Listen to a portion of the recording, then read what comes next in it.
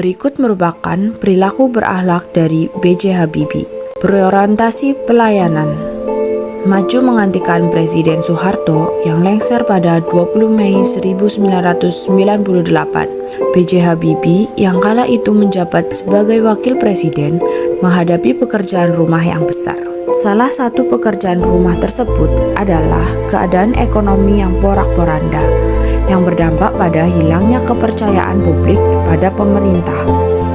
Untuk mengatasi krisis ekonomi, pemerintah B.J. Habibie mengambil beberapa kebijakan penting. Di antaranya adalah di bidang moneter, perbankan, dan fiskal. Telah banyak langkah Bapak Joko Widodo dalam melakukan pendekatan langsung dengan masyarakat. Tidak jarang, beliau berkunjung ke berbagai daerah dan turun ke lapangan sendiri, bahkan hingga pelosok sekalipun demi mendengar aspirasi, keluhan-keluhan masyarakat, ataupun membantu memenuhi kebutuhan masyarakat secara langsung. B.J. Habibie memiliki tekad yang kuat untuk menggapai apa yang diinginkan, seperti cita-cita yang sangat tinggi, kejujuran, disiplin, berani dan profesional, fokus dan berprinsip. B.J. Habibie memiliki integritas yang sangat tinggi dan juga kaya akan pengetahuan.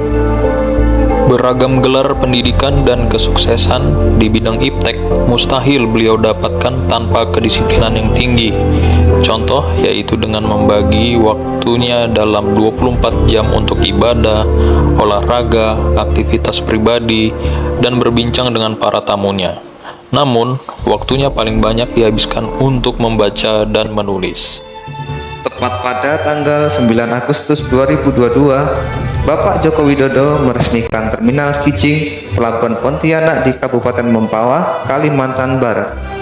Beliau mencatat kehadiran pelabuhan tersebut dapat meningkatkan daya saing produk unggulan yang dihasilkan di Kalimantan Barat seperti crude palm oil atau CPO, alumina, bauksit, dan komoditas lainnya. Kehadiran pelabuhan ini juga diharapkan dapat meningkatkan konektivitas antar pulau di Indonesia dan juga antar negara. B.J. Habibie memiliki prestasi di bidang teknologi, terutama di penerbangan. Ia juga terlibat dalam pembuatan pesawat dan menciptakan sebuah pesawat yang sangat canggih. B.J. Habibie dikenal internasional dengan nama Mr. Crack. Kisah ini berawal dari kecelakaan pesawat yang terjadi pada tahun 1960-an, di mana kecelakaan ini teridentifikasi terjadi karena kerusakan konstruksi pesawat yang tidak mampu dideteksi sebelumnya. Seorang Habibie kala itu dengan cerdasnya mampu memecahkan masalah tersebut. Berkat beliau, perjalanan pesawat di dunia internasional lebih aman dan mengurangi angka kecelakaan karena kerusakan material saat terbang. Pembagian sertifikat tanah melalui program pendaftaran tanah sistematis lengkap atau PTSL, yaitu suatu program serentak yang dilaksanakan oleh pemerintah untuk memberikan jaminan kepastian hukum dan hak atas suatu tanah milik masyarakat secara gratis. B.J. Habibie merupakan orang yang sangat menghargai perbedaan, baik agama maupun budaya. Dia tidak pernah ragu untuk mempelajari agama lain atau bergaul dengan orang yang berbeda agama dengan beliau. Habibie sejak kecil sudah memahami dan membaca Al-Quran, meskipun tidak pernah masuk pesantren, organisasi Islam, dan bahkan beliau menempuh pendidikan di Belanda dan berinteraksi dengan penduduk di sana yang kebanyakan adalah beragama Kristen. Dalam melakukan pekerjaannya, B.J. Habibie berpegang pada prinsip bersikaplah rasional, bertindaklah konsisten, dan berlaku adil. Bekerja dengan banyak pihak dari bermacam-macam daerah serta karakter demi visi dan misi yang sama, menunjukkan keharmonisan Bapak Joko Widodo dalam menjalankan tugasnya untuk kepentingan bangsa dan negara. Sosok yang sangat cinta tanah air.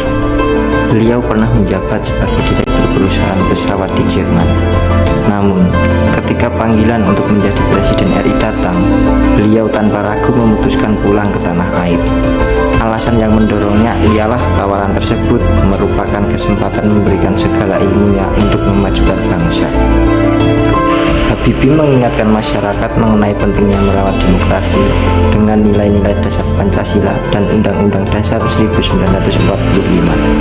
Menurut beliau, sistem demokrasi itu menggambarkan bagaimana perilaku manusia dan sumber daya manusia. Persaingan pasar global yang semakin padat dan cepat membuat Presiden Joko Widodo mengajak masyarakat Indonesia untuk mencintai produk dalam negeri.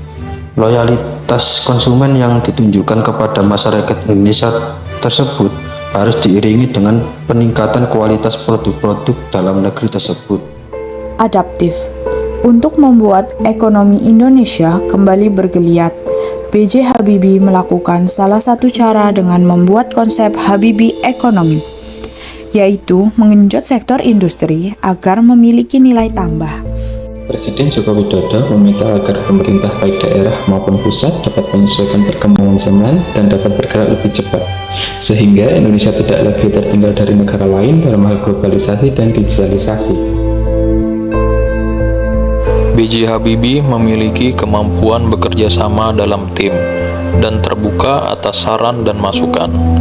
Dalam sebuah rapat yang diadakan di kediaman beliau di Kuningan, Jakarta, beliau tetap menghimbau rekannya untuk tetap bekerja secara profesional dan satu tim.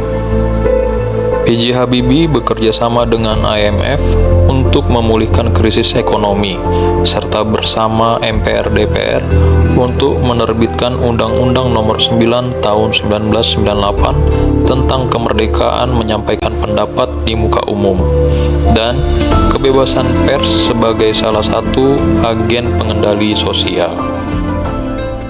Untuk pertama kalinya, Indonesia memegang presidensi Group of 20. Dalam forum Group of 20 ini, Indonesia berkolaborasi dengan 18 negara utama dan Uni Eropa, yaitu Argentina, Australia, Brazil, Kanada, Tiongkok, Prancis, Jerman, India, Italia, Jepang, Korea, Meksiko, Rusia, Arab Saudi, Afrika Selatan, Turki, Inggris, Amerika Serikat, dan Uni Eropa, di mana forum atau pertemuan tersebut dimaksudkan untuk membahas kebijakan dalam rangka mencapai stabilitas keuangan internasional.